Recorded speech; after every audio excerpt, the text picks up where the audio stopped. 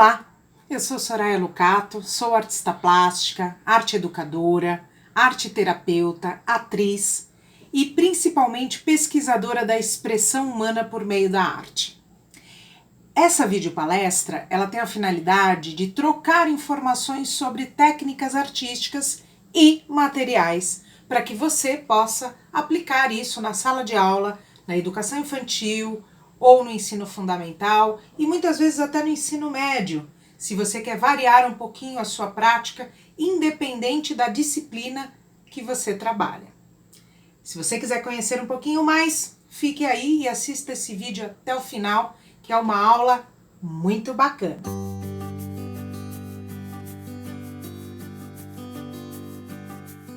A primeira parte desse vídeo eu vou falar um pouco da postura, a nossa postura perante a pessoa, o aluno, a criança, o adolescente ou adulto que está se expressando. Então, muito bem, muitas vezes a gente propõe uma prática, uma técnica X e a gente cria uma expectativa muito alta.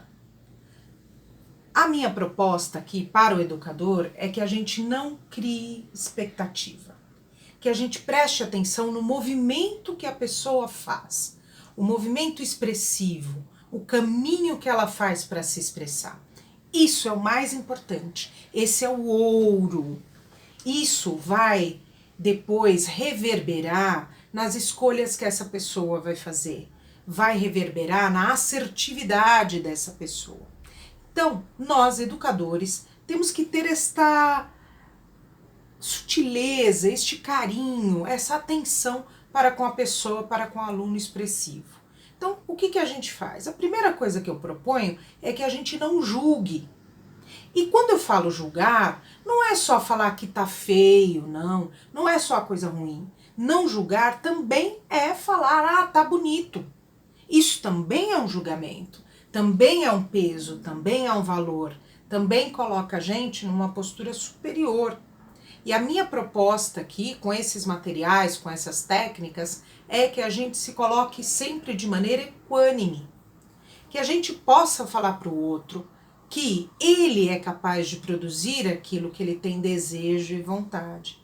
E não necessariamente tem que acompanhar uma tendência de design, uma tendência artística, uma tendência da estética tradicional. Ele tem que ser expressivo. Essas propostas todas aqui são propostas de expressividade, não uma proposta para ampliar a sua capacidade artística como algo das belas artes, como algo estético muito bem acabado artisticamente falando. Então, a minha proposta é que não há julgamento, não há o que falar que tá bonito ou que tá feio. Quando uma criança, por exemplo, ela me pergunta se o desenho tá bonito, eu devolvo a pergunta a ela. O que você acha? O que você espera? E ela vai me falar se ela gosta ou se ela não gosta. Se ela gosta, eu vou falar que eu fico muito feliz pelo fato dela gostar do que ela cria. É importante. São poucas as coisas na vida que a gente faz e que a gente dá valor. Então, a partir do momento que você dá uma técnica expressiva e faz com que a criança ela se aproprie desta criação e tenha orgulho dela, ela vai ser muito mais autônoma e muito mais segura de si. Pensa nisso. Outra coisa legal do não julgamento é não comparar. Tem uma criança que faz determinado caminho, a outra faz outro caminho. E isso é lindo, esse o grande ouro do ser humano. É que a gente pode chegar lá usando caminhos diferentes. Então, a partir do momento que você elege uma coisa como sendo a melhor, você pode destruir toda uma criação que está acontecendo e que a pessoa vai achar que ela não vai chegar lá. E aí o que acontece? Fica aquele adulto que fala, Soraya, eu não desenho nem casinha com fumaça. Meu Deus, eu só sei fazer boneco palitinho. Já se colocando numa postura inferior. Quem falou que isso é melhor ou que é pior? Alguém deve ter falado. E esse é o alerta que eu faço aos educadores. que você procure não fazer comparações, mas perceber que cada pessoa tem um caminho, cada pessoa tem uma deriva, cada pessoa tem um momento, cada pessoa tem referências diferentes e tudo isso é a criação. Outra questão bacana é acolher, ouvir, uma escuta compassiva, um acolher. Cada criança ou cada adulto, cada adolescente tem um desejo. Muitas vezes ele não consegue alcançar exatamente aquilo que ele estava desejando, mas ele chegou a trilhar aquele caminho. Então é importante que a gente entenda isso e possa apoiá-lo psicologicamente, emocionalmente, para que ele possa chegar lá. Algumas técnicas nos ajudam, claro. Por exemplo, saber usar o material ajuda a pessoa a ir um pouquinho mais longe. Mas falar para ela como ela deve fazer e como ela deve pintar, como ela deve... Isso realmente acaba tolhendo a pessoa, porque muitas vezes ela não quer chegar nesse caminho. Então, esse é o primeiro bloco. É você ensinar como usar o material, como explorar esse material da melhor maneira possível e a pessoa se sentir mais tranquila, mais segura usando esse material. Obviamente, ela vai depois se expressar de uma maneira melhor e vai atingir o objetivo que ela quer, ou agora, ou daqui a um tempo, mas ela vai trilhar um caminho bem mais interessante, bem mais seguro e vai se tornar mais autônoma. Vamos começar a falar de processo de criação ou processo criativo, cada um usa da melhor maneira. Eu prefiro usar processo de criação. Por quê? Porque o processo de criação ele usa do seu potencial criativo para efetivamente criar. O criativo ele pertence ao âmbito das ideias. O criador pega essa ideia e usa a técnica para fazer a criação propriamente dita, independente da área. O que eu acho interessante aqui é você perceber como se dá o processo de criação. Tá, basicamente, como é que acontece? A pessoa, ela tem que ter referências. Claro, todo mundo vive, a gente já tem a referência da família, da ancestralidade, da cultura, do lugar onde vive, da escola onde frequenta. Tudo isso vai compor o repertório desta criança, desse aluno, desse adolescente, desse adulto. Tudo isso vai fazer parte da condição que essa pessoa tem para criar. Ou seja, eu só vou criar aquilo que eu tenho. Eu não vou conseguir criar uma coisa que eu não vivenciei, nem que seja de uma maneira lateral, não direta, de uma maneira indireta. Muito bem, sabendo disso, o que é importante é a gente alimentar essa criança, alimentar esse adolescente, esse adulto, de informações bacanas, não só artísticas, mas outros tipos de informações. Por exemplo, cuidar do meio ambiente é fundamental. É fundamental. Hoje todo mundo tem que ter uma noção de impactos do que eu faço e isso vai impactar o meio ambiente. Isso tem tudo a ver com o processo de criação. Outra coisa importante também é saber se posicionar numa sociedade. Por exemplo, a minha proposta é sempre que as crianças, os adolescentes, os adultos, enfim, trabalhem com material coletivo.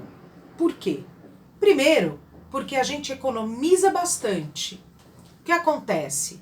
Se você compra uma caixa de lápis de cor, você vai utilizá-la por muito mais tempo no coletivo e vai fazer com que você compre uma caixa. Esse impacto do meio ambiente e também do excesso do consumo é muito maior.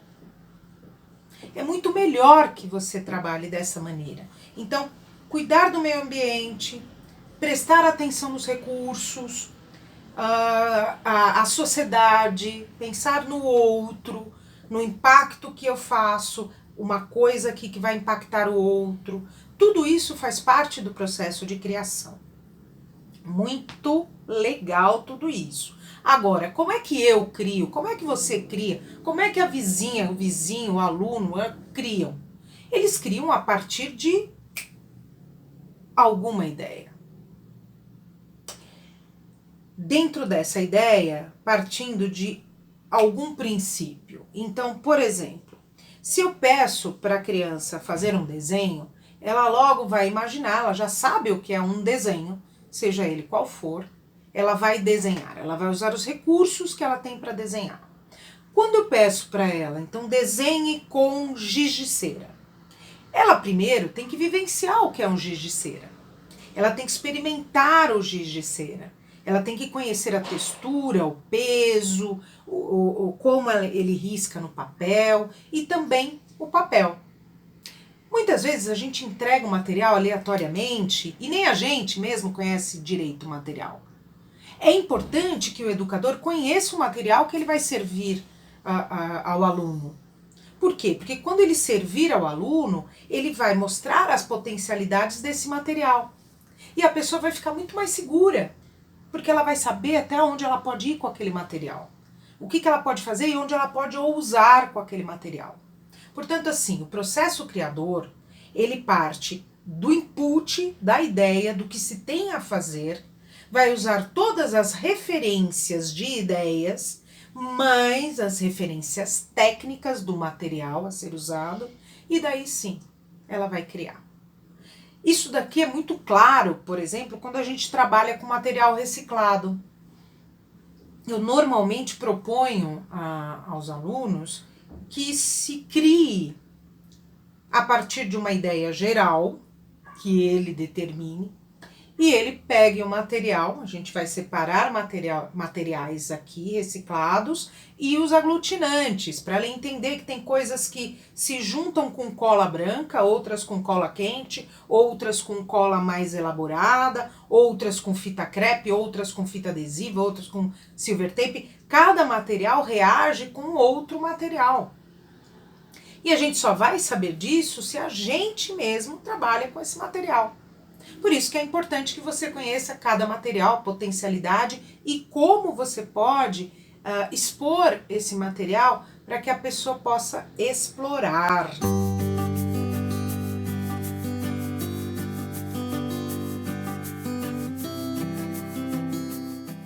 Primeira técnica que a gente vai explorar aqui é esta maravilha chamada massinha. A massinha ela é muito legal porque dá para você trabalhar com a criança muito pequena até com um adulto, com terceira idade, enfim, com qualquer idade as pessoas vão amar trabalhar com massinha. Por vários motivos, eu vou dizer aqui alguns para você. Primeiro, porque a massinha ela permite você fazer e desfazer várias vezes. Então você pode criar, recriar, elaborar, misturar, mexer, amassar, o que são coisas muito legais. Para criança pequena, treina este movimento de pinça, treina este movimento que vai fortalecer toda a musculatura dela para depois ela explorar outras coisas e vivenciar outras coisas fisicamente. E, inclusive no cérebro também, neurologicamente, é muito bom trabalhar com a massinha, trabalhar o que a gente chama de 3D, 3 dimensões, tá?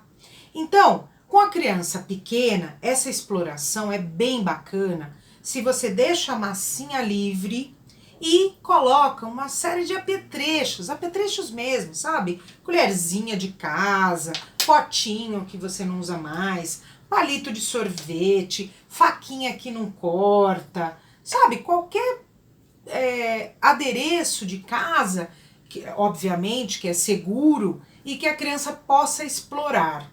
Então, qual a maneira mais legal de você colocar a massinha para a criança?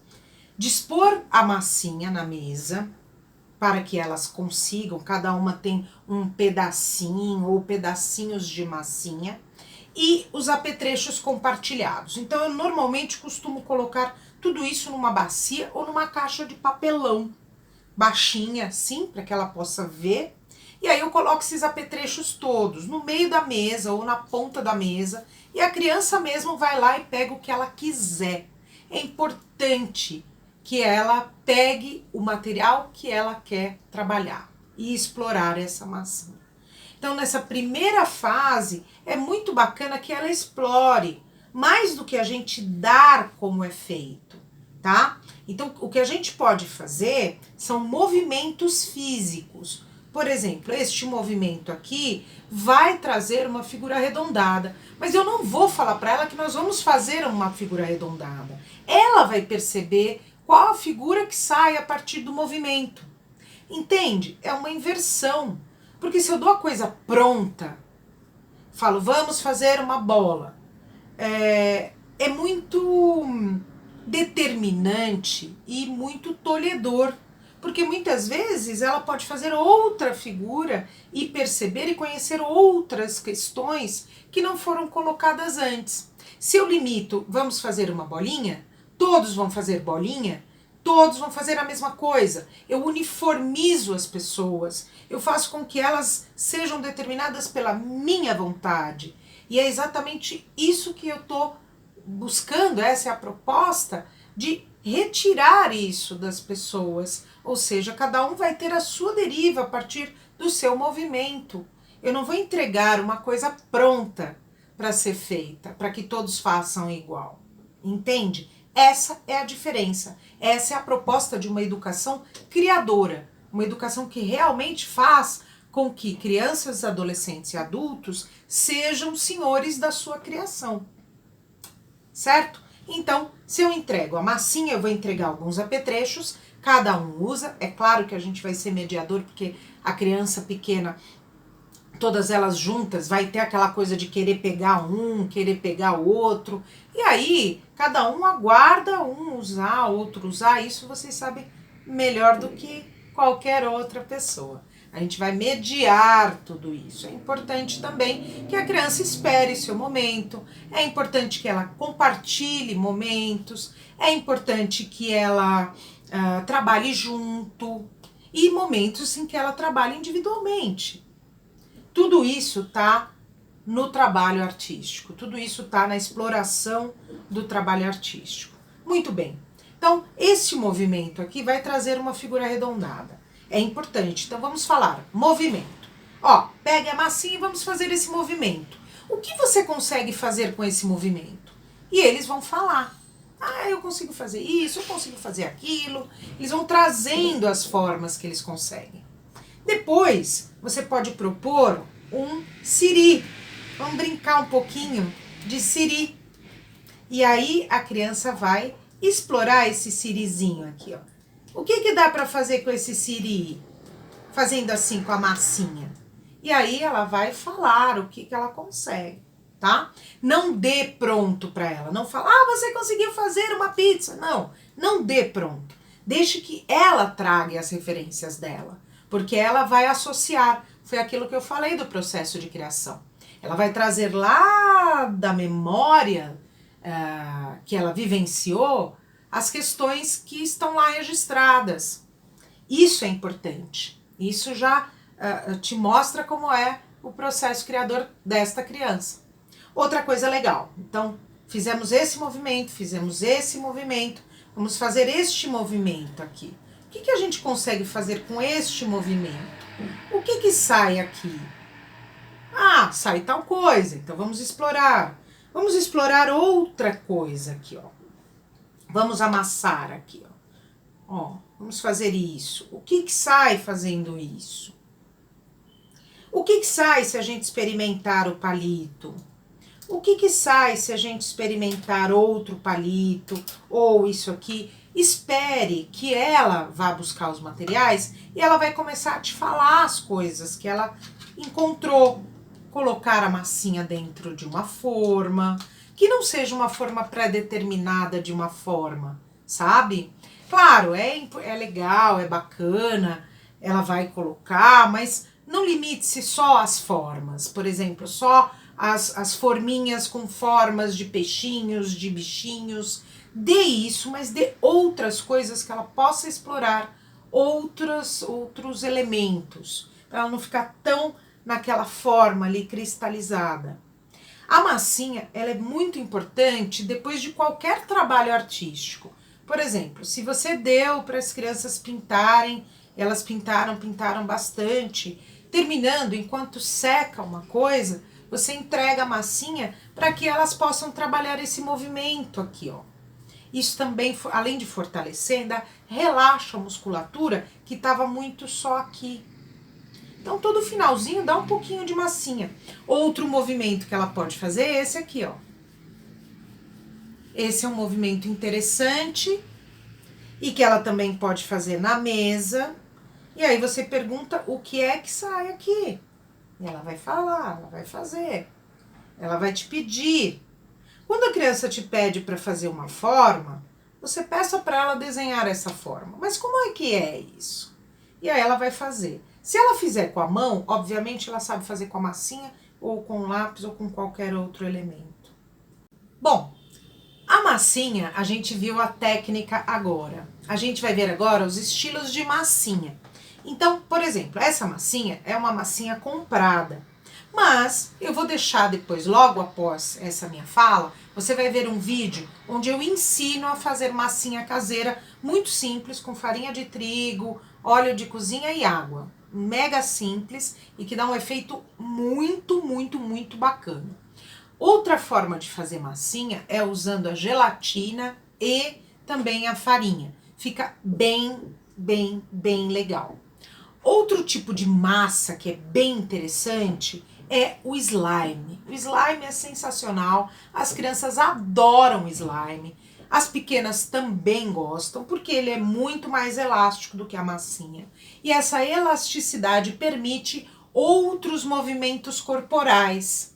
Olha que interessante, tudo que a gente trabalha com os elementos artísticos trabalha o corporal. Isso é que muitas vezes as pessoas não entendem. Então, a gente propõe que a pessoa levante, que a pessoa faça no chão, que ela sente.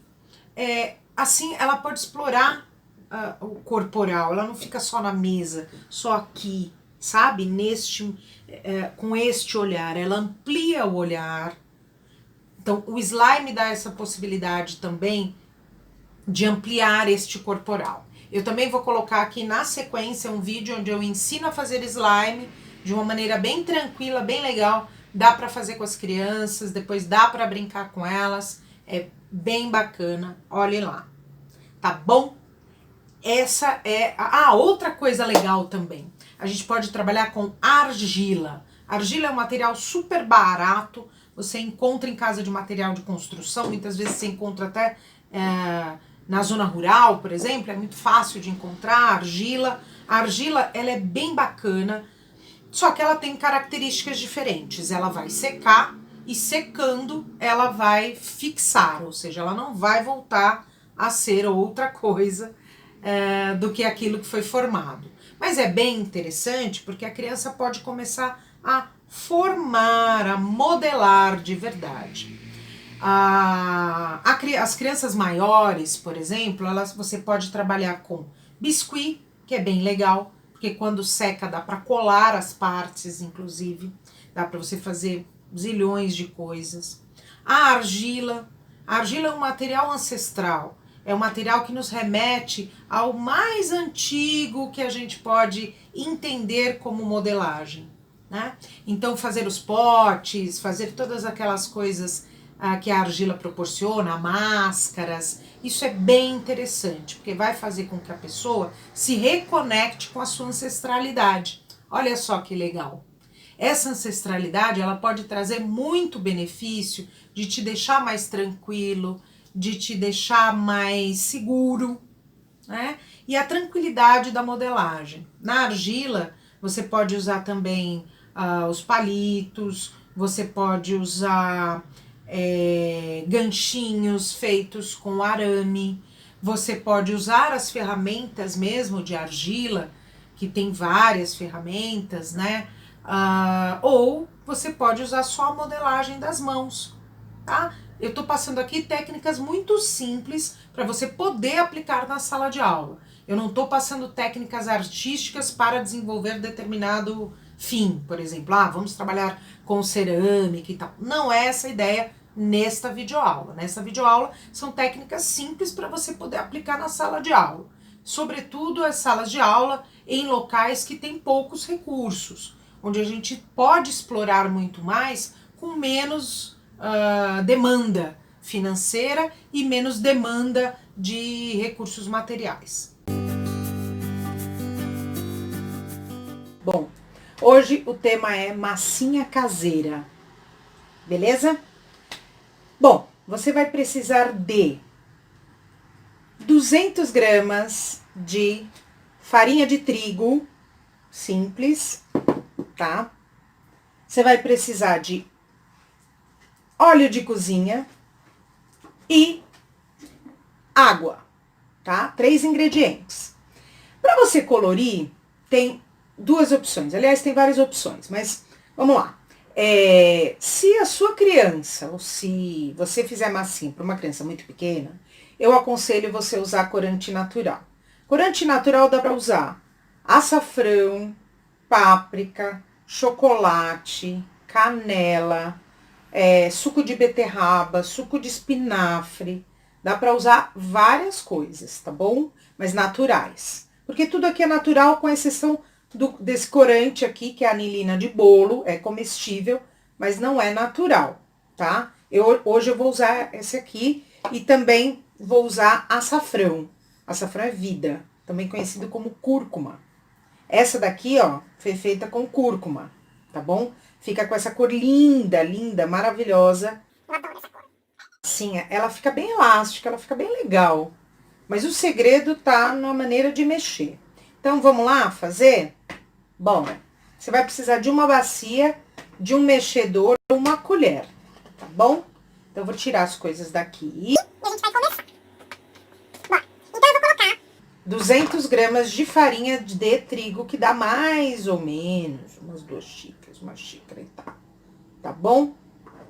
Quem quiser depois saber a receitinha toda, entra no meu Instagram, Solucato, e aí você vai lá na minha bio, embaixo tem um link, você clica e aí você baixa o PDF com uma série de atividades para fazer com a criançada nessa quarentena. E muitas delas eu vou fazer agora aqui no YouTube, tá bom? Compartilha, dá um joinha. A gente colocou a farinha, a primeira coisa que a gente põe é a farinha, beleza?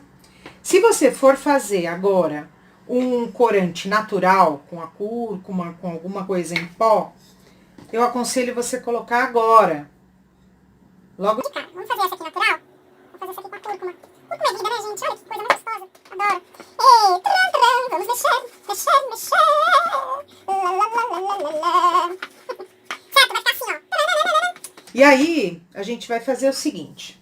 Agora, a gente vai colocar o óleo. Adoro. Óleo. Então, deixa eu falar uma coisa. A cúrcuma, assim como qualquer outro corante natural que você colocar, de cara ele não vai aparecer a cor. Ele vai aparecer a cor só quando você colocar água. Então, relaxa, coloca aos pouquinhos que dá pra depois corrigir. Vamos colocar o óleo. Beleza? Jogo o óleo aqui, ó. Tá?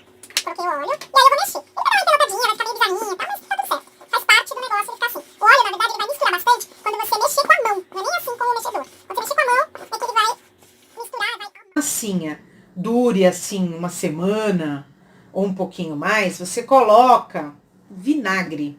De preferência, o vinagre atenção aí nesse de colocar água. Porque você vai colocando aos poucos e vai mexendo, tá bom? Eu coloquei aqui a olho, mas dá mais ou menos um quarto de copo. Nem isso. Vai colocando aos pouquinhos, ó. Aí você vai mexendo, ó. Vai misturando. Beleza? E aí você vai mexendo. Mexe, ó. Vai misturando, ó. Como é que tá. Ó, tá? Quando ela grudar todinha e tiver, assim, saindo da bacia, aí você vai pôr a mão. Mas por enquanto não põe a mão ainda. Mais um pouquinho de água, tiquinho, ó. Colocou mais um pouquinho de água. Aí vai dar ponto, ó. Ó, tá vendo? Ela tá saindo, viu? É o segredo. Você vai pegá-la com a mão, tá? Pega ela com a mão E aí você vai fazer assim, ó. A massinha tá pronta, ela fica assim, ela fica elástica, ó. Ela fica bem legal e ela vai ficando mais elástica conforme você vai mexendo.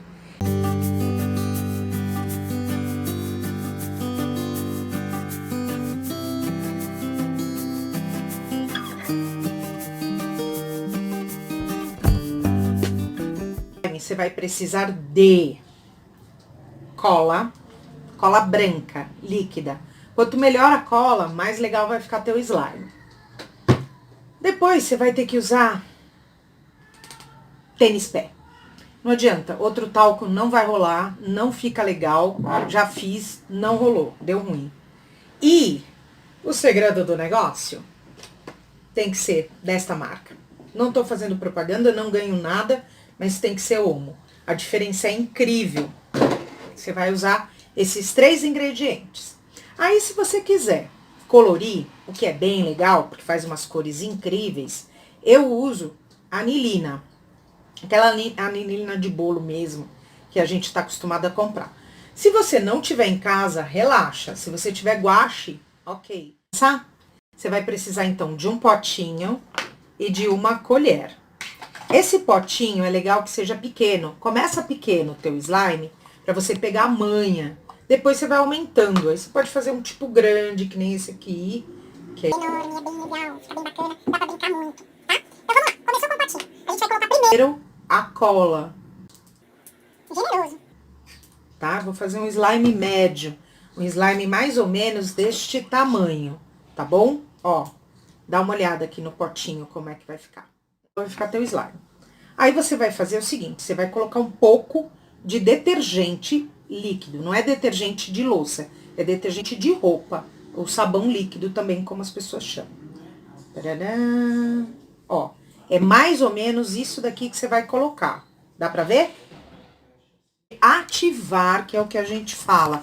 Que é pra ele ficar assim, espuma. Que é pra ele ficar elástico, pra ele ficar bem bacana. Ele vai ficar assim também, ó. Olha essa que legal, eu fiz várias e misturei. Depois eu vou mostrar todas as que eu fiz. Bom, vamos ativar. Pra ativar, a gente vai usar esse tênis pé aqui. Não dá pra usar talco, não rola. Não dá pra usar bicarbonato, não rola. E a gente se predispôs aqui a fazer um slime com 3 ingredientes e o corante, ok? Então, eu vou colocar um pouquinho, ó. Eu vou colocando pouco, ó. Coloquei aqui. Aí, o segredo, na hora de mexer, é mexer devagarzinho no começo, porque senão o talco vai voar na tua cara. Isso não é legal, né? Vai devagarzinho. Misturado, aí sim. Aí você vai ter que mexer pra caramba.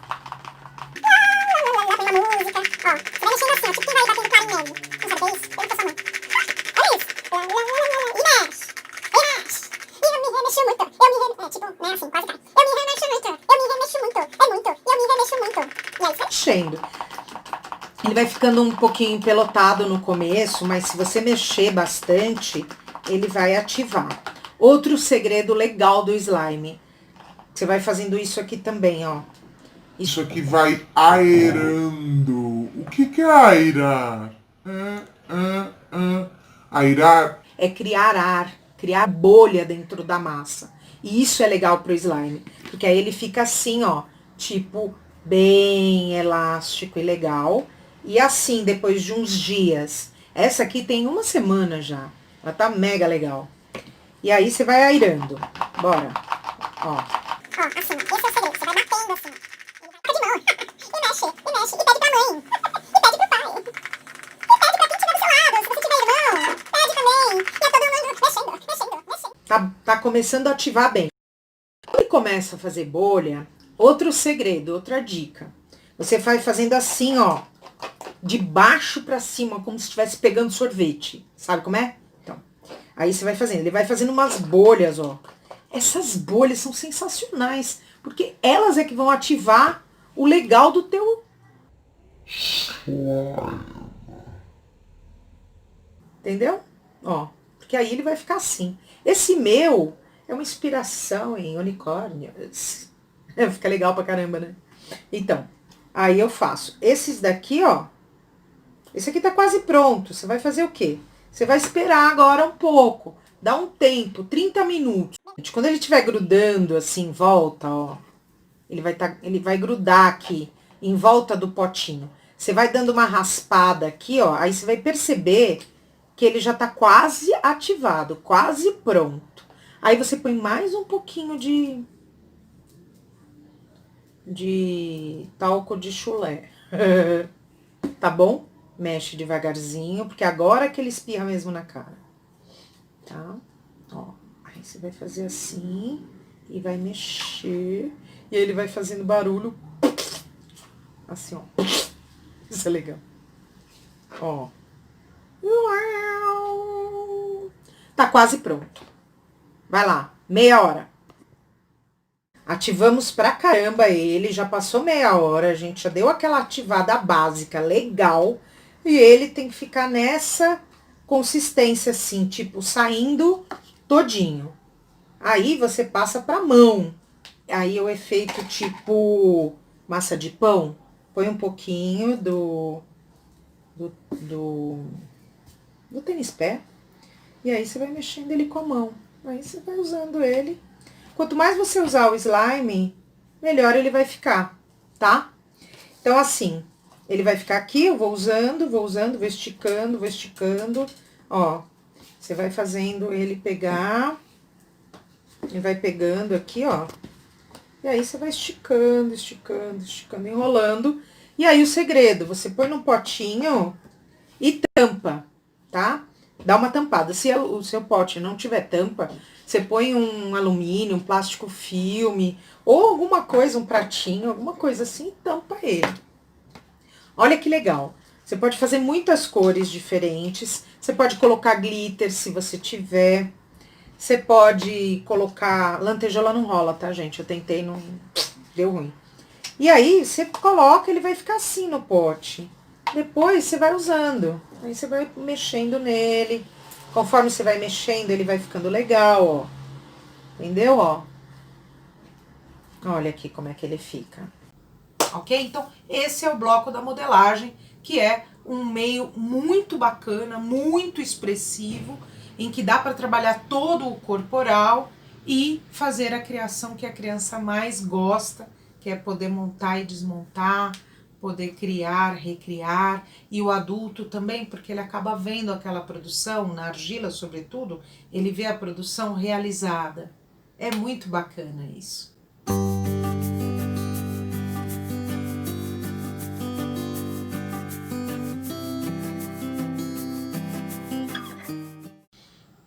Agora a gente vai falar do desenho, mas antes de falar da técnica do desenhar propriamente dito, a gente vai falar um pouquinho sobre os materiais de desenho.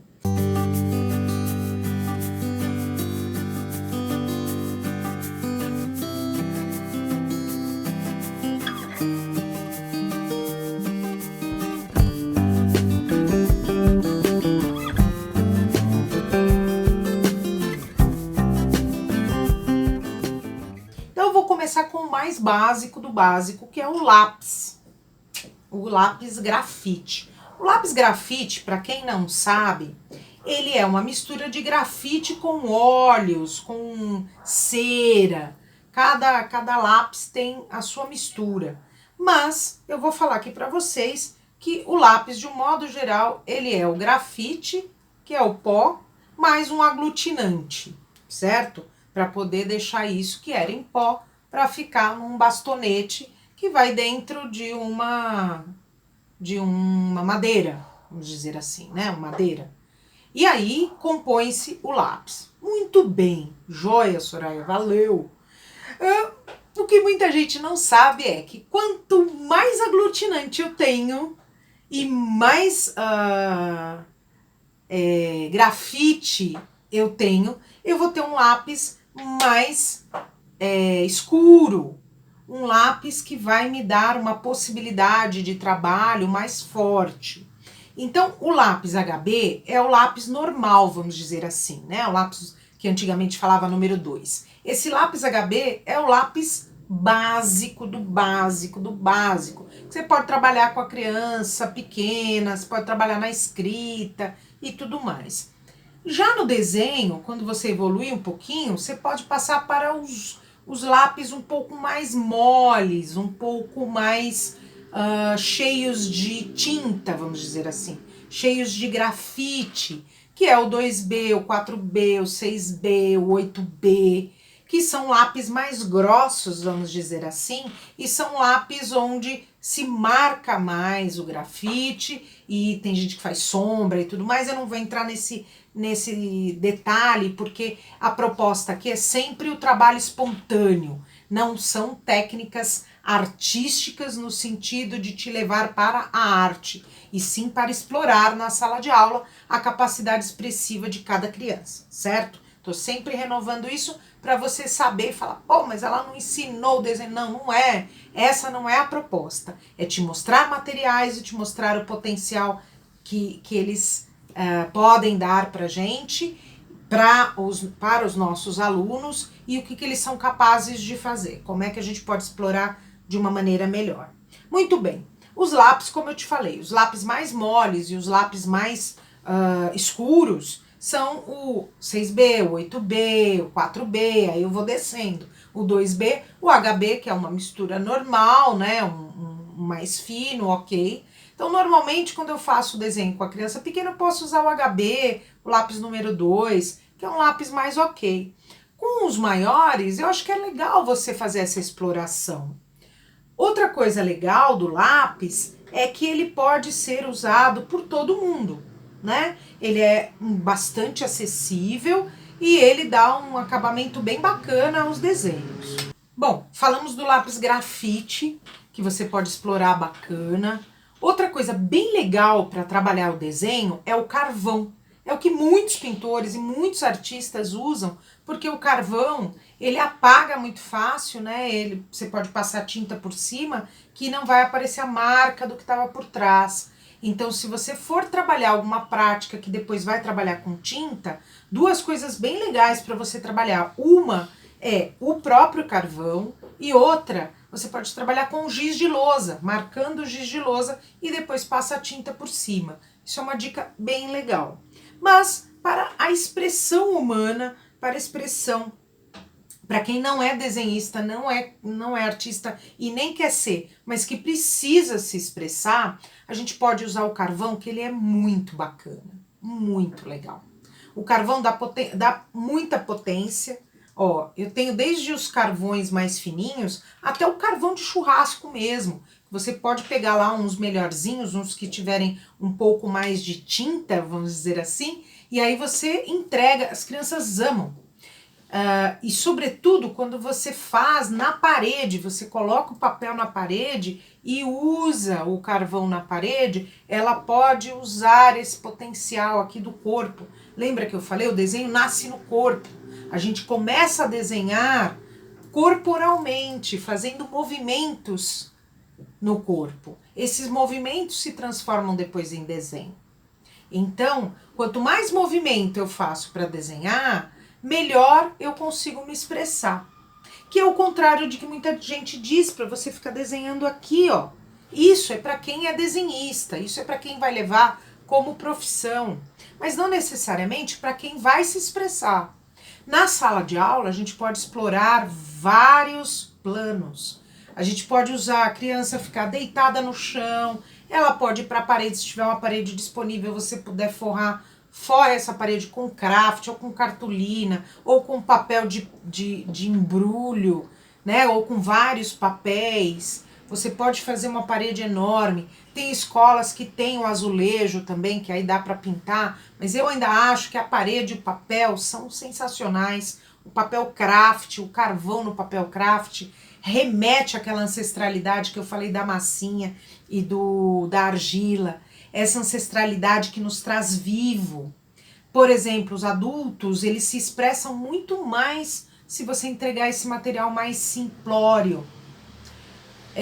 O que vai acontecer é que a pessoa que se diz travada, que se diz não desenhar, ela vai desenhar muito mais quando você entrega um material simples. O giz de cera, por exemplo, o giz de lousa também dá essa possibilidade para você explorar isso com o adulto ou se você colocar na posição vertical.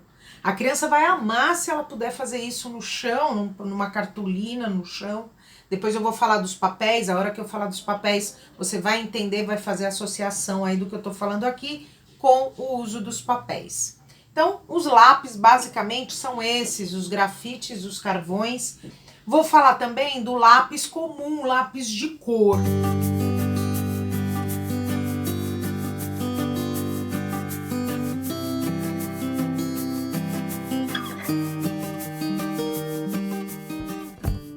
O lápis de cor, ele é formado pelos pigmentos mais o aglutinante. Esse aglutinante pode ser cera, pode ser um monte de coisa misturada, mas eu vou dizer aglutinante. Então, quanto mais cera, né, esse aglutinante for for mais denso e com menos pigmento, mais o lápis vai ficar mais duro e com uma cor não tão viva. Saiba disso na hora de você escolher, claro. Nem sempre a gente tem a possibilidade de escolher um material de primeiríssima qualidade. Às vezes a gente está em locais que, poxa, não se tem o mínimo, quem dirá uma coisa mais elaborada. Mas para você conhecer futuramente que os lápis, você pode trabalhar, por exemplo, com lápis aquarelável. O lápis aquarelável ele tem uma capacidade muito maior de tinta na ponta, ele é mais molinho e depois a criança pode passar um pincelzinho com água e ela vai ver a cor muito mais viva. É importante que ela veja a cor viva, é importante que ela preste atenção nesta cor, que ela perceba que ela está ali fazendo um trabalho diferenciado.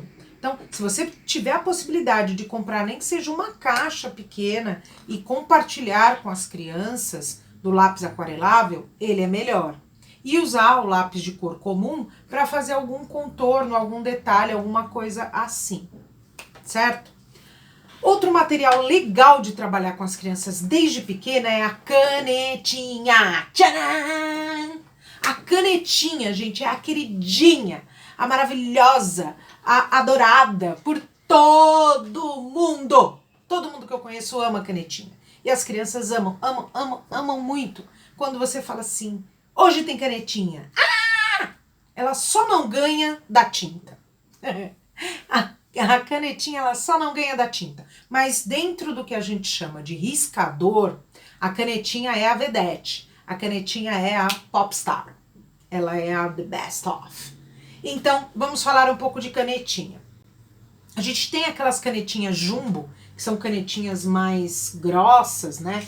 Canetinhas bacanas. A gente tem canetinhas também de quadro de lousa, que a gente pode entregar para a criança fazer e tal. Mas as crianças menores, elas vão ter uma tendência no desenho, por conta da forma como o desenho se desenvolve na criança. Eu tenho vídeos falando disso, inclusive neste canal você vai ver outros vídeos meus falando de desenho ancestral. Você vai entender por que é legal você entregar riscadores para criança pequena, que são possíveis dela fazer este movimento aqui, ó. Então, já tem canetinhas com ponta vai e vem, já tem canetinhas com uma ponta mais forte, e essa criança vai poder fazer este movimento que é importante para ela fazer. Ela precisa firmar isso para desenvolver o desenho dela. Então, as canetinhas vai e vem são as melhores para as crianças pequenas. Já a criança um pouco maior, ela vai ter um desejo de pintar com a canetinha. E isso muitas vezes não é possível. Muitos adultos falam, não é para pintar com a canetinha. O que a gente fala? Na verdade, é possível pintar sim com a canetinha.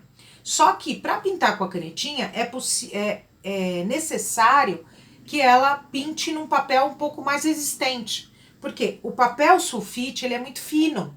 Quando você vai pintar, você certamente vai rasgar esse papel e a criança vai se frustrar. Então, orientar para ela que ela pode sim pintar com canetinha, desde que aquele papel seja um papel mais apropriado e desde que ela não fique tanto tempo no mesmo lugar. Oriente, fala para ela, isso é a técnica de pintar com canetinha. A técnica de pintar com canetinha é exatamente essa. Você não precisa passar várias camadas em cima. Uma camada ou duas no máximo é suficiente. Então, e é claro que muitas vezes ela precisa passar por isso, ela precisa furar o papel para entender que o papel fura, para entender que a canetinha em excesso vai furar o papel, porque ela é tinta. Mas, se você puder já orientar e falar, olha, canetinha é tinta em forma de caneta.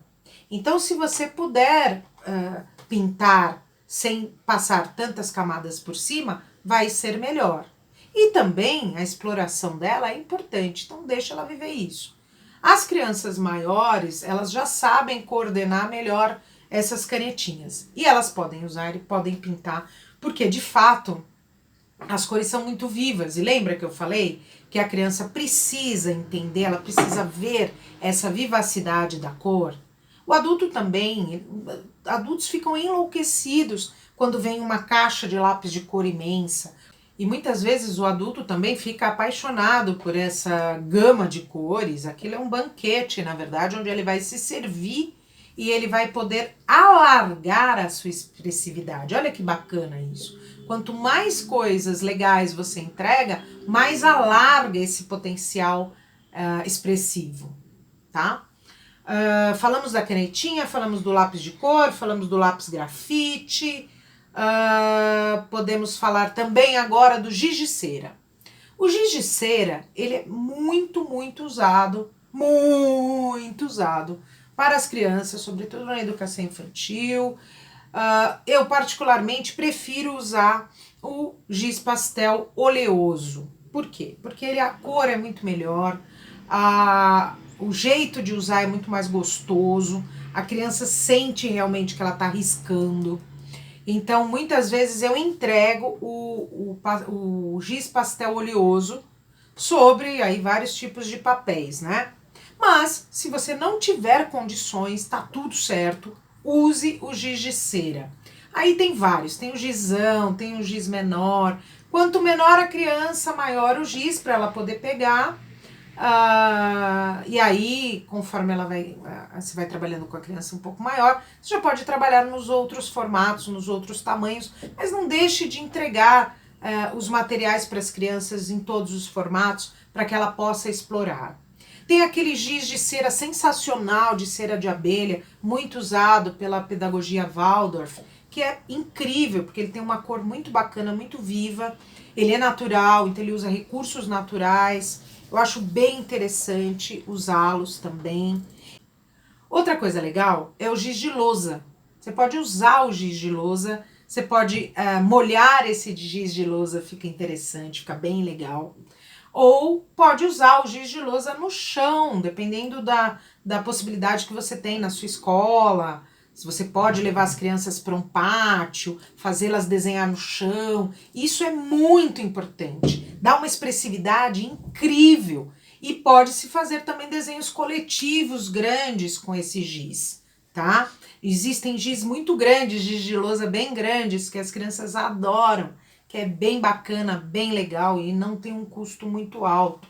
E tem o giz pastel seco, que aí você pode entregar, por exemplo, para o adolescente. O giz pastel ele pode misturar o oleoso com o seco, ele pode misturar o pastel seco com o lápis de cor, fica bem legal, os adolescentes adoram, porque isso dá uma cobertura legal, dá uma cor mais interessante, ele misturar as técnicas é bem artístico, ele vai se sentir muito mais empoderado, muito mais explorador de verdade. Então, já para os adolescentes, é legal as canetinhas, tem as canetinhas também para os adolescentes, tem essas canetinhas também, que são canetinhas permanentes ou semi-permanentes, canetinhas que você pode desenhar na parede, que você pode grafitar. Essas canetinhas são ótimas, então é bem bacana esse material para o adolescente. Eles vão curtir de monte, porque é bem a linguagem dele, a linguagem da street art. Ele pode explorar, é legal também fazer com que ele faça na parede, se tiver tapumes na escola, ou se tiver uma parede disponível que depois dê para pintar de novo. É muito importante, é muito legal que o adolescente também se explore por meio do corpo, porque aí ele vai conseguir ser um cara muito mais expressivo, mesmo que o que ele coloque para fora talvez não seja assim tão bacana, maravilhoso para os olhos de muita gente, mas ele precisa colocar isso para fora, porque aí vai ressignificar, vai colocar a sua simbologia, vai colocar todo o seu desejo naquele material e de repente nem vai mais agir daquela forma. A agressividade ela pode ser ressignificada pela arte. Então, esse é o nosso papel também como educador. Outra coisa legal é usar água sempre, né? Então, muitas vezes você pode aguar as coisas. Quando eu falar das técnicas de pintura, eu vou falar bastante disso, da gente aguar, usar bastante o elemento água, bastante o elemento óleo, que fica bem legal. Falamos de todas as canetinhas, falamos dos riscadores, vamos falar de um último, que é o mais usado, que é a caneta esferográfica. A caneta, gente, caneta esferográfica, ela é muito legal. Por quê? Porque ela gira. É claro que ela tem umas limitações. Qual é a limitação da caneta? É você escrever de pé. Muitas vezes o que vai acontecer é que a tinta vai descer e não vai ser possível desenhar. Então, você pode entregar a caneta para a criança e o papel no chão ou na mesa mesmo. Ela vai gostar muito de fazer. Adulto também gosta, adolescente adora. Então é um material que muitas vezes a gente negligencia, mas a gente pode incluí-lo como um material artístico, um material que é para usar para trabalhar o artístico, né? Bom, agora que você já conhece os riscadores, a gente vai falar um pouquinho sobre os papéis, ok? Esse papel é o que você mais conhece, certamente, que é o papel sulfite branco, normal. Legal. Esse papel sulfite branco, este tamanho aqui, é chamado de A4, ok? Quando eu tenho 2 vezes esse A4, eu vou ter um papel A3, que ele é um pouco maior. E quando eu tiver 4 desses daqui, eu vou ter um A2 e depois um A1, porque ele vai multiplicando, então ele vai aumentar. Eu vou falar muito disso, nós vamos usar muito o tamanho A4, A3 e a cartolina, além do papel craft em rolo, que a gente vai poder colocar do tamanho que a gente quiser. Legal, agora você já conhece os riscadores, já conhece um pouco das possibilidades dos materiais e conhece também tamanhos e gramaturas de papel. Beleza, agora a gente vai para a técnica do desenho. Muito bem. O que eu estou propondo aqui é um desenho espontâneo, um desenho natural. Não é técnica de desenho artístico, certo? Então, o que você vai fazer para essa sua criança? Você vai entregar primeiro o papel para ela, ou, de preferência, é o que eu faço. Como é que eu disponho o material na sala de aula? Eu coloco o bloco de folha de papel num lugar. Na mesa, eu disponho os materiais que vão ser trabalhados naquele período. Isso é importante você saber. Por exemplo, para que uma criança possa explorar, uma criança, um adolescente ou alguém que não conhece aquele material, possa explorar aquele material, ele precisa de pelo menos 4 aulas, para ele poder experienciar mesmo o material, no mínimo. Então, por exemplo, se eu vou trabalhar com os materiais secos, os riscadores, os lápis, eu vou colocar lápis de cor, lápis aquarelável e lápis grafite. Vou colocar isso na mesa à disposição, para que eles possam irem pegando o que eles precisam, e o papel numa outra mesa. Então a criança entra, vai pegar o papel dela, vai escolher o lugar para sentar, ela vai pegar o material dela e vai trabalhar esse desenho espontâneo. O que ela vai desenhar é livre. É legal que você esteja junto, para poder apoiá-la, não no sentido de desenhar para ela, nem de falar como é que desenha. Vou explicar por quê. Quando eu falo como se desenha tal coisa, eu vou criar uma estrutura na cabeça dessa criança, já com a forma. Olha isso. Muitas vezes a gente fala, a casinha se faz assim, assim, assado. E isso cria um estereótipo. Isso cria um modo de fazer. A criança precisa descobrir o dela. Na ancestralidade, no desenho ancestral, eu tenho um livro, inclusive, falando disso, que chama Desenho Ancestral, que está na Amazon. Eu falo sobre o trabalho do Arno Stern, que foi um pesquisador alemão, é um pesquisador alemão, radicado em Paris, com quem eu pude estudar, e ele traz todo o desenvolvimento do desenho, desde a primeira infância até a vida adulta, e a criança compõe a casinha com alguns elementos. E isso é comum a todo mundo, ok. Só que você determinar como essa criança faz, você vai tolher, você vai travar o potencial dela de acessar essa ancestralidade que é necessária, de juntar com toda a estrutura de conhecimento que eu te falei do processo criador, que faz parte, né, a cultura, o lugar, a família, tudo isso forma um caldeirão cultural. Quando você determina como ela desenha, você vai travar tudo isso, você vai impedir que essa espontaneidade aconteça. E ela é importante que aconteça, porque é ela que vai criar um ser humano mais seguro, um ser humano mais assertivo, uma pessoa que vai conseguir fazer do seu desenho aquilo que ela quer, sem precisar provar coisas para as pessoas. Entende a diferença? É neste caminho que a gente vai, é nesta pegada. Então, o que eu tô falando? Vai trabalhar com material? Então, pegue pelo menos 4 aulas para trabalhar sempre o mesmo material. Ela vai explorar esse material. Ela vai entender como é que é esse material. E ela vai te perguntar muitas vezes o que é possível fazer com esse material. E aí sim, aí você pode falar, olha, é possível trabalhar com um lápis de pé, dá um determinado tipo de risco. É possível trabalhar com lápis deitado, já vai dar outro tipo.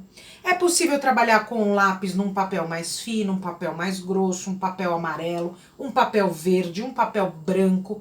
A diferença ela vai perceber.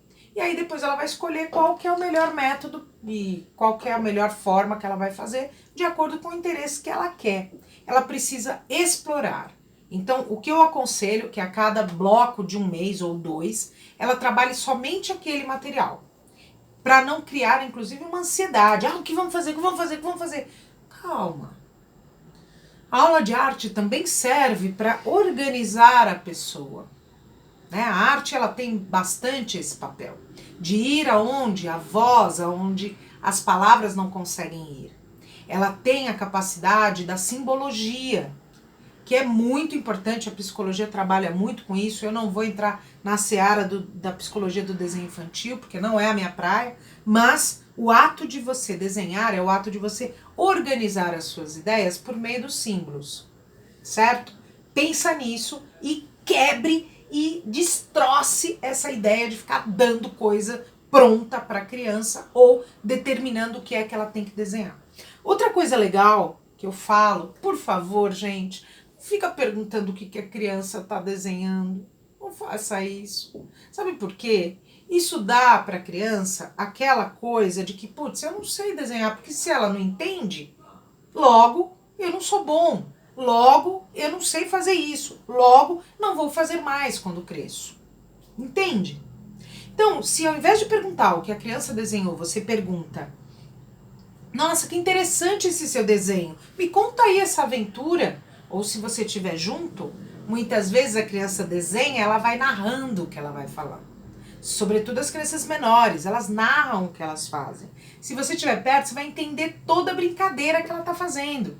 Porque na fase inicial, a criança está treinando os traços. E treinando os traços, existem coisas por trás, existem histórias por trás, que você só vai saber se você acompanhar a criança.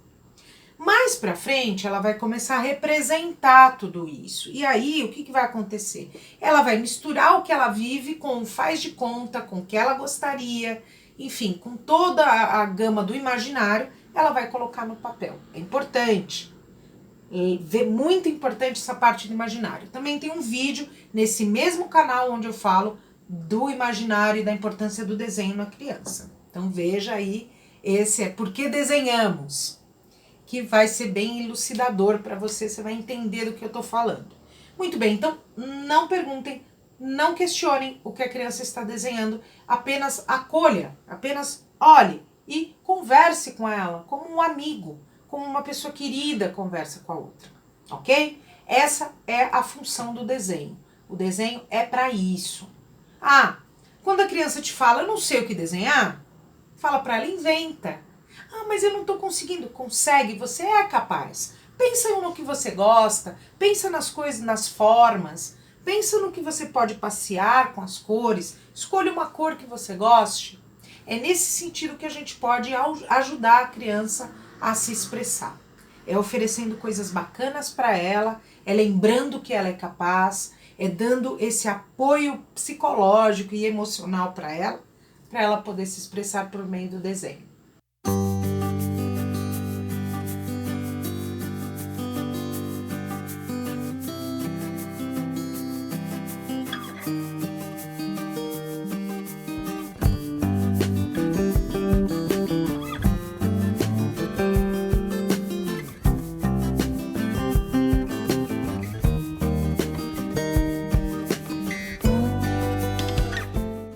Bom, agora a gente vai falar da estrela dos elementos artísticos, que é a pintura, que é o que as crianças mais gostam de fazer, né? Alguns adolescentes também curtem, só que as crianças, assim, enfim, elas amam. Então eu vou começar por elas, pelas crianças pequenas. A técnica de pintura, a gente pode usar várias coisas. Vou começar com as pequenininhas, como é que eu faço. Primeiro, tudo que eu uso é compartilhado, lembra disso? Então, tudo eu coloco na mesa para que a criança se sirva da tinta e, enfim, possa explorar esse potencial aí da pintura. As crianças bem pequenas, assim, os bebês, as crianças de 1 ano e meio, 2, até quase 3 anos, a gente pode explorar muito as tintas naturais. As tintas naturais são ótimas para trabalhar, além do que a criança pode colocar na boca, que não tem problema nenhum. Elas também não agridem ao meio ambiente, então é sensacional. Como é que a gente pode fazer essa tinta natural?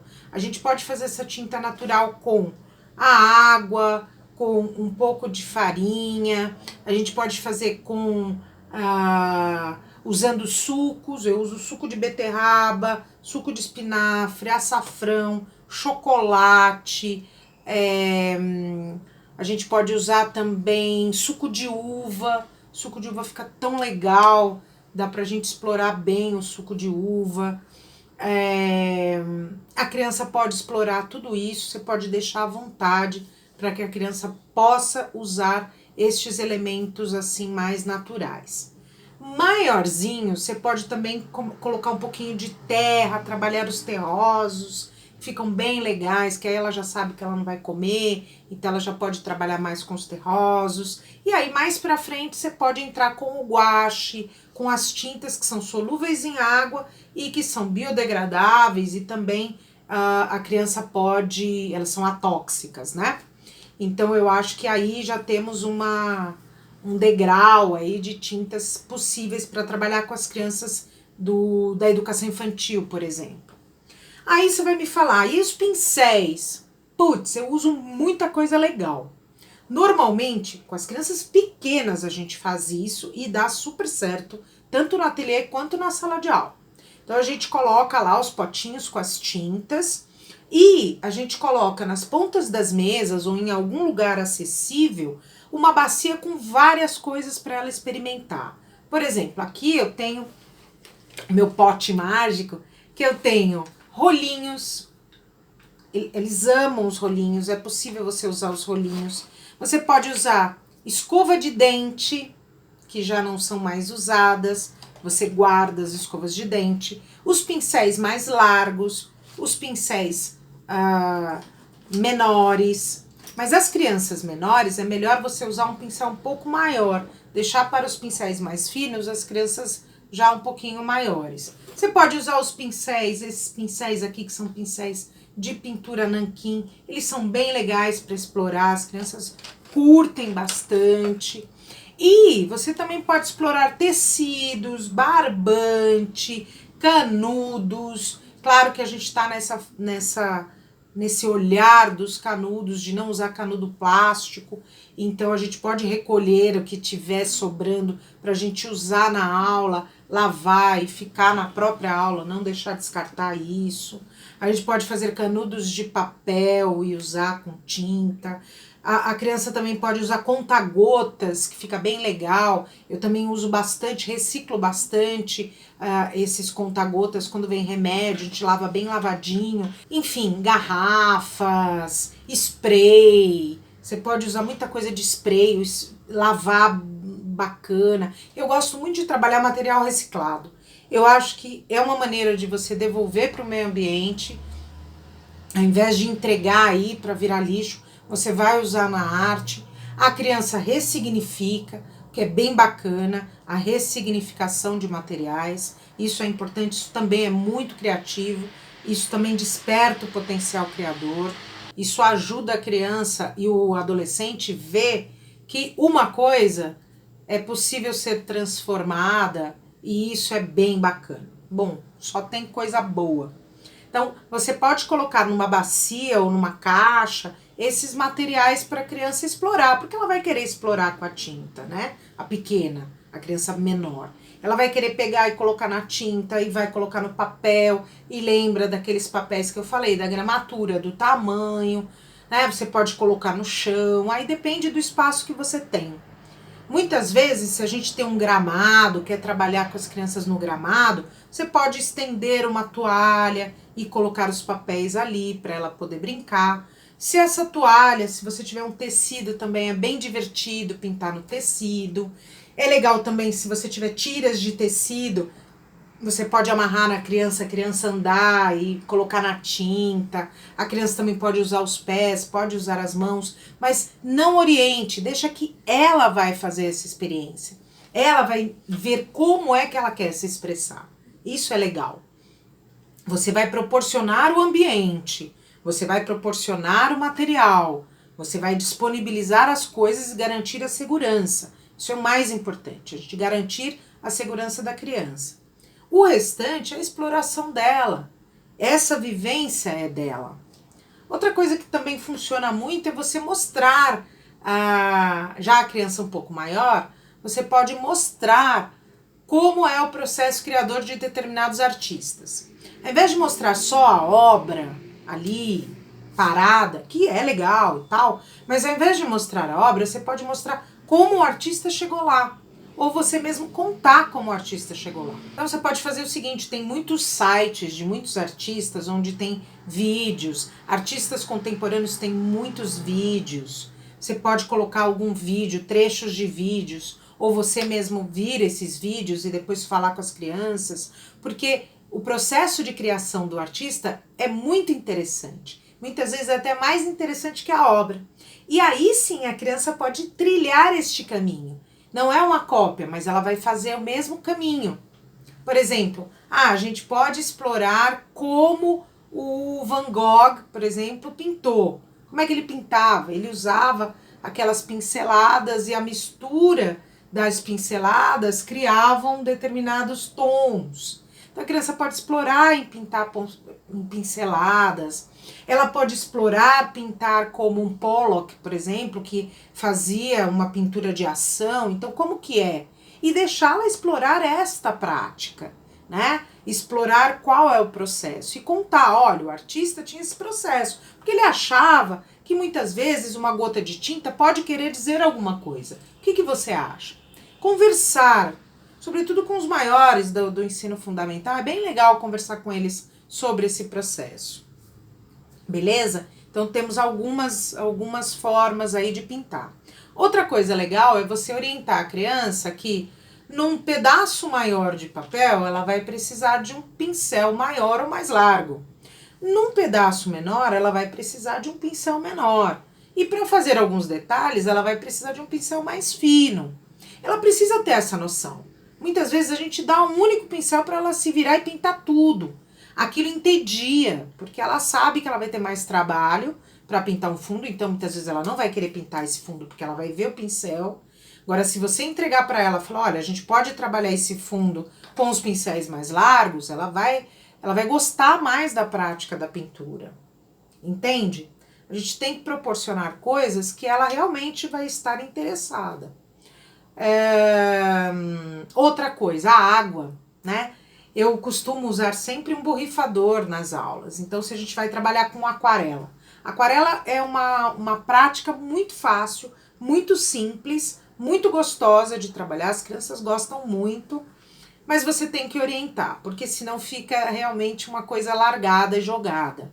A gente sempre orienta a técnica e não o que ela vai produzir, ok? Eu repito isso sempre, você é mó chata disso.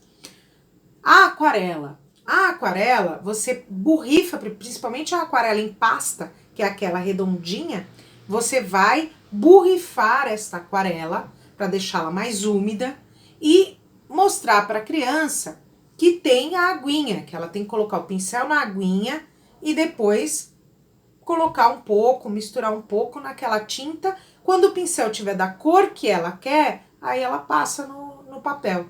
E ela vai ter que repetir isso algumas vezes.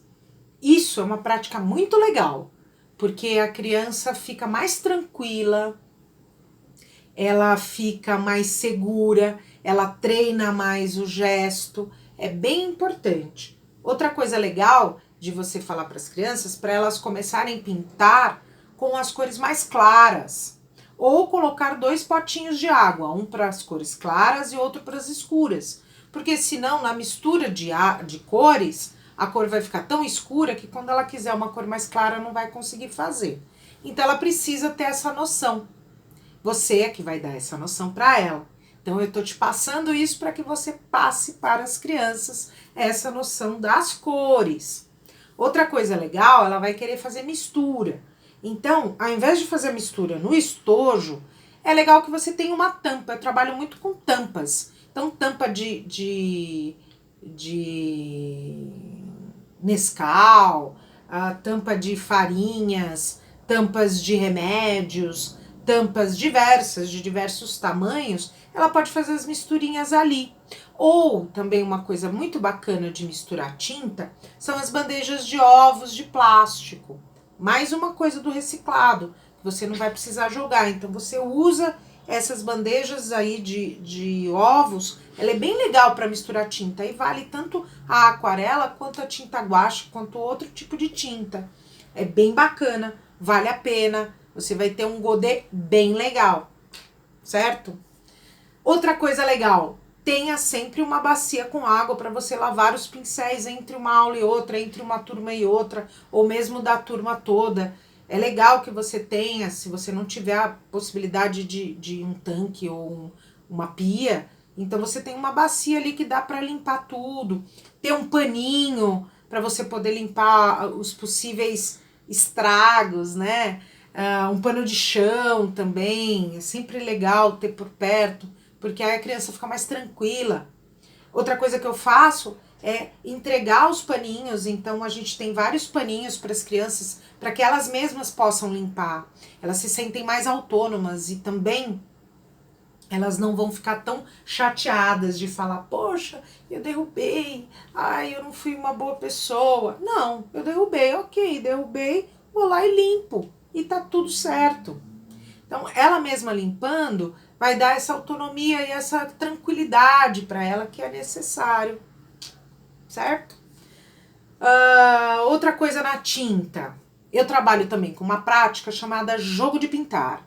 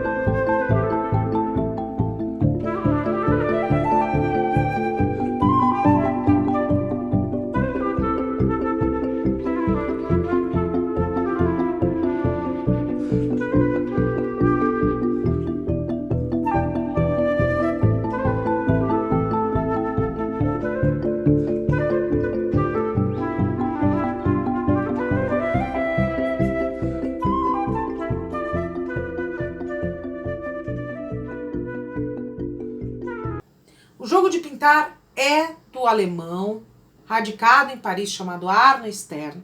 Ele criou, eu fui lá na França estudar com ele, desenvolvo cursos, palestras, workshops sobre essa prática que chama de jogo de pintar e que trabalha com o gouache e a pintura na posição vertical, tá? Numa cartolina, em grupo. Só que cada um na sua cartolina, cada um com a sua individualidade, a gente só compartilha as tintas. Ele tem uma coisa incrível que chama mesa paleta, que eu vou mostrar aqui para vocês já estão vendo. A mesa paleta tem 18 cores lindas, vivas, maravilhosas. É um convite para a pessoa pintar. E os pincéis ficam lá e sempre cada cor tem o seu pincel. É uma prática bastante complexa e ao mesmo tempo muito simples e que é possível implantar na sala de aula também como uma metodologia alternativa. Então, você vai trabalhar um bloco, eu trabalho às vezes 2 meses só com jogo de pintar.